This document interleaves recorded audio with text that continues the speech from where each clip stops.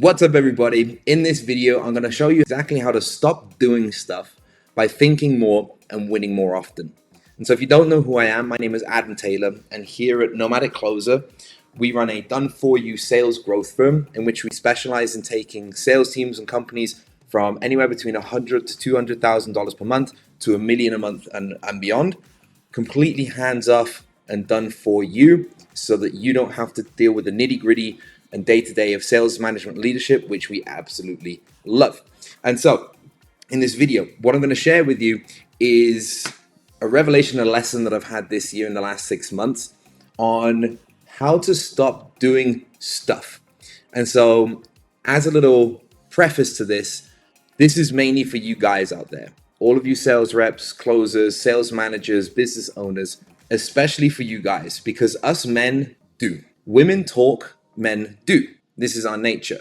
Back in the day before we had Google Maps, when mum and dad were maybe driving in the car to a friend's house or to a new place and they couldn't find it, mum would always say, hey, let's stop and ask someone. Dad would say, no, I'll find it. Women talk, men do. This is also, just as a little side quest, this is also the reason why after 20 years of marriage, mum will say, you don't tell me you love me anymore. And dad will say, well, I married you, didn't I? And so what us men tend to do is we tend to try and outdo ourselves out of problems. We try to just do more stuff to make forward progress. And the problem with this is if we're just doing stuff, what we're doing is essentially every morning laying a ladder against the wall and then just running up that ladder as quickly as possible, only to find out that when we get to the top of the ladder, we may have just led it up against the wrong wall altogether. And so if you stick around to the end, I'm going to show you my exact process that's helped me to literally at least minimum 5x my output in the last couple of months. What I'm going to share with you is essentially the exact system that I've taken from a phenomenal book called The Road Less Stupid by Keith J. Cunningham. And the lesson and what I realized had happened over the last 6 months is that I was acquiring and we were acquiring what Keith calls dumb tax. We were doing stuff to grow the business, and yet the growth that we were seeing wasn't proportionate to the level of effort that we were putting in. And so Alex Hormozy says, if you're working all hours of the day and your business is not growing at the rate it should be, you're just working on the wrong things. And so that begs the question, well, what are the right things to work on? And so by our very nature, what we try and do and what the lesson that we learned was that we tried to just do more things. And every single morning we were putting up ladders against walls and hoping that they were the right wall. And so here is what Keith J. Cunningham prescribes. Brace yourselves. This is going to be big. It's probably the most simple practice that I have put into place, absolutely, completely for free, that has given me the most outsized returns on my effort and my time and attention this year to date. It is the simple act and practice of thinking time. Scheduling regular thinking time with yourself and a pen and paper to be able to analyze your current point A, analyze your desired point B, and figure out the exact obstacles in between. And so this is, this is applicable to anything in life. This could be as a sales rep wanting to scale your commissions. It could be a sales rep wanting to get on a different offer, a better offer. This could be anybody that's wanting to get fitter and healthier.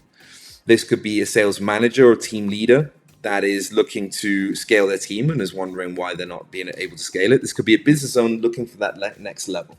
And so with every point A, we need to be able to accurately describe and define our current reality. And by our very nature, especially in the sales space, especially in business, we are optimists by nature. We have to have this optimistic outlook and this energetic conviction in that we are doing great and we're going to do even greater. And the problem with this is that we then start distorting reality. And so when we're looking at trying to get to point B, we just think that through the sheer passing of time and our optimism, energy, and just doing stuff and putting in the hours and grinding and working hard, that we'll inevitably get there. But this is not true, because in between those 2 points is always an obstacle. there's always a problem, because otherwise you would be there. And so the act of thinking time gives you space and time to accurately describe your current reality, to accurately describe and define where it is you want to be and why, and then accurately diagnose the obstacle, and then actually come up with solutions that are going to bridge that gap and get you from point A to point B. And so for anybody right now who has been stuck at a point A and has not been achieving their point B on a regular and consistent basis, listen in. You are going to want to implement this right after this video.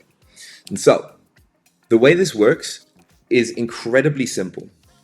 It's very, very simple, but it does have a few key components. Thinking time. Here's a few prerequisites. Number one, it must be scheduled. If this is a practice that you think you're going to do and then hope that you get it done, you won't get it done. And so this must be scheduled in the calendar on a regular basis. Now, the key to this is not to look for the perfect process, it's to look for the perfect outcome. And so if this is something that you for yourself can recognize that with one block of thinking time per week, you've made significant advances in your business, in your life, in your goal setting, and whatever it might be, then 1 hour a week is enough. If you need every single day and a block of thinking time, then it's every single day. It doesn't really matter. And at the end of this, if you stick around, I'll give you my exact process to give you a starting point. Number two, it must start with a high quality question. The key to great thinking time practice is having a high quality question. A high quality question is solution orientated and not problem orientated. I'm going off screen here. Yeah, all good. You get the picture. A great question will give you multiple answers and multiple follow-up questions. And finally, a high quality question will diagnose the root cause and not the symptoms.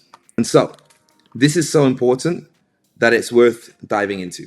When diagnosing where you are at, what the obstacle is, and where you want to be, the key to this is to go deep enough to find out and correctly identify the root cause of your current point A, the obstacle, and point B. Symptoms are not going to alleviate the constraint. Symptoms will be the immediate things that you see in your business. These will be, well, we're not making enough money. Well, we don't have enough leads. Symptoms will be, in the weight loss example, I don't have enough time. It's too hard. I get sore. Symptoms in your sales team will be, well, our close rate is too low. Our show rate is too low. These are all symptoms. These are observable surface level symptoms that are very, very easy to identify, but are never the core root problem. Because a high quality question will take you one layer deeper and say, well, what's causing that? And once you go deep enough and you can no longer answer the question, what's causing that? You have a root cause and not a symptom. And so a high quality question to start your thinking time will help you uncover the root cause and not the symptoms. And lastly, third characteristic of a good thinking time practice is it's got to be pen and paper. There's something about the pen and paper versus the computer that will help you to concentrate and focus your mind on actually getting to the root cause, and the revelations that you will have will be mind-blowing. I come out of every single thinking time session with such incredible clarity, with such purpose and such drive and such focused action that I take afterwards, that every minute and every hour that I take action on the things that I discover in my thinking time yields me far outsized results than skipping thinking time and just trying to do stuff where I end up inevitably thinking about, worrying about, and working on symptoms rather than root cause problems. I cannot stress how important this is. And so, if you stick with me, we'll get to my personal thinking time practice so that you can have a starting point to implement this into your life immediately. So, pen and paper, not computer so that your brain is not triggered to be distracted, which it is typically by looking at a screen. It's been conditioned to be distracted, to be in work mode, and we need to be in thinking mode. So my current thinking time practice looks like this. Currently, I schedule my thinking time for the first hour of my day from after I've done my morning routine from 7 to 8 a.m. on Monday, Wednesday, and Friday. This has just been a rhythm that has worked well for me. I've noticed that if I extend it out past, if I skip one of these, that the old habits of overwhelm, lack of clarity, working on symptoms or problems creep up. And so this is a schedule that has worked very, very well for me. First thing in the morning also, so I'm attacking it with a fresh mind. I've not looked at my phone. I've not triggered my dopamine receptors. I'm focused, I'm calm, I'm quiet. From there, what I'll do is I will have my thinking time, pen and notepad.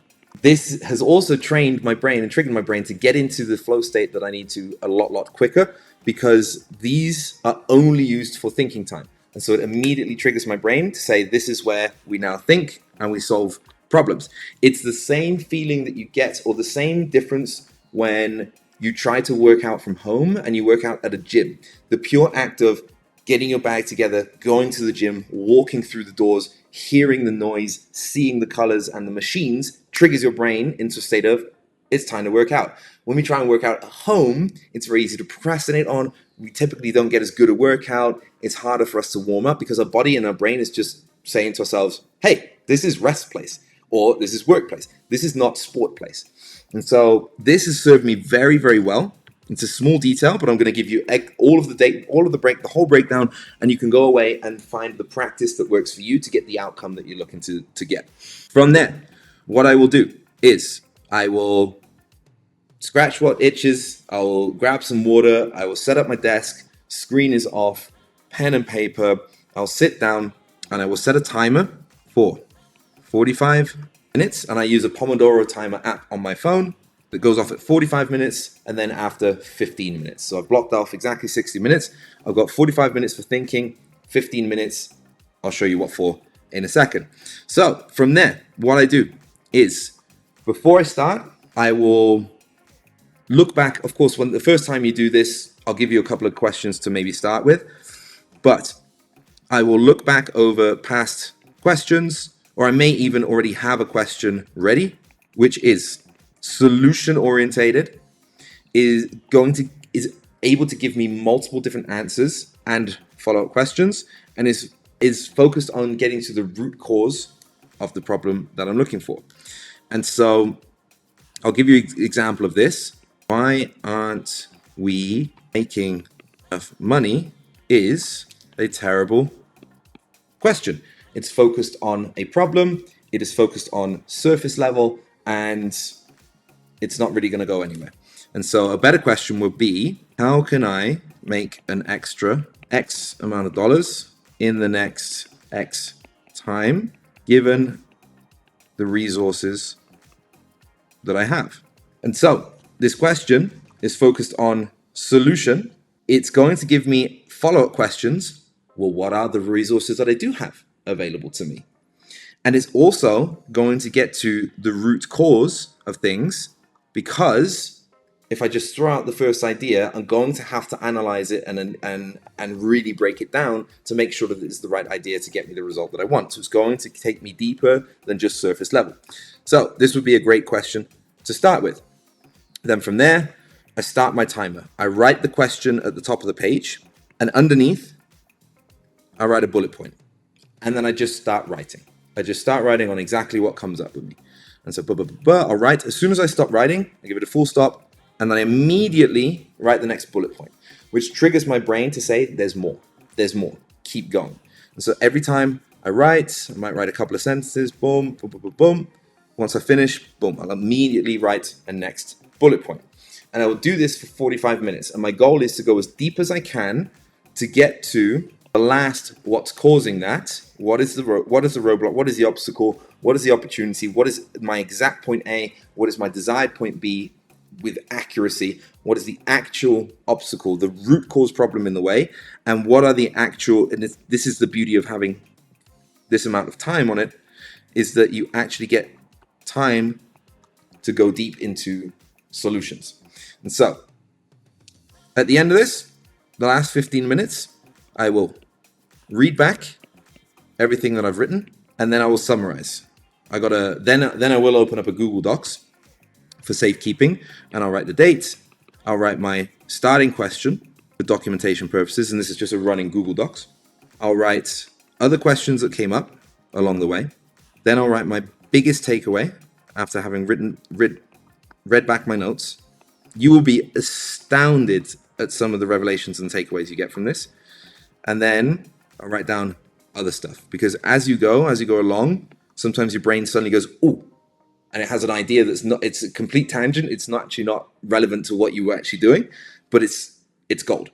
And so you want to be able to document this in a running Google Docs so that your next thinking time session, you can go back, you can read over your past questions, your takeaways, and formulate a high quality question for your next session.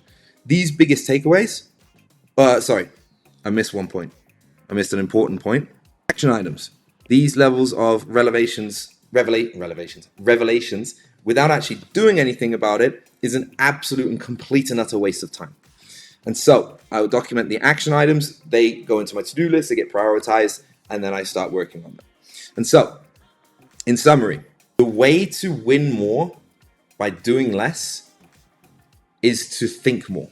And to think more, you need to schedule it into the calendar. You need to start with a high quality question, which will allow you to go deep into the root cause of why and how and where you are, what the actual obstacle in the way is that is preventing you from getting to point B as quick as you would like, and to come up with the actual solutions that are going to bridge the gap effectively, efficiently, and elegantly. From there, you start a timer for 45 minutes. You start with your high quality question, you bullet point it out, and you just write. You just keep going for 45 minutes. At the end of the 45 minutes, you take 15 minutes to read everything back, and then you transfer everything into your running Google Doc with your date, starting question, other questions, biggest takeaway, your action items, and other stuff. And this practice is completely free. There is absolutely no reason why you can't do this. But here's the reason why you won't do it. Because it's so simple. It's so simple, you probably won't do it. Because your little lizard brain is probably right now thinking, that's not the way to scale. That's not the way to make more money. That's not the way to get fit and healthy. That's not the way to improve my relationship. That's not the way to improve my life and achieve my goals. I have news for you. It is. It is so simple that you won't even do it. Those that do, if you just do this once, if you just do it 3 times a week for 1 week, I guarantee you will see massive outside returns from every other hour and unit of time that you put into the doing. Because you will be doing the right stuff and you'll be leaning the ladder up against the right wall to get the right outcome that you're looking for. And so if you like this video, give me a like. Make sure to hit the subscribe button so that you don't miss any of these future videos. If you didn't like the video, I apologize from the bottom of my heart that you made it this far, that you had to put up with my voice and watching this video all the way to the end. I do love you anyways, and so I wish you all the best. If you did like this video though, leave me a little comment. Let me know if you liked it, and let me know what your insights are from your first thinking time. I guarantee you will be as blown away by the outsized returns that you get from it. Catch you next time.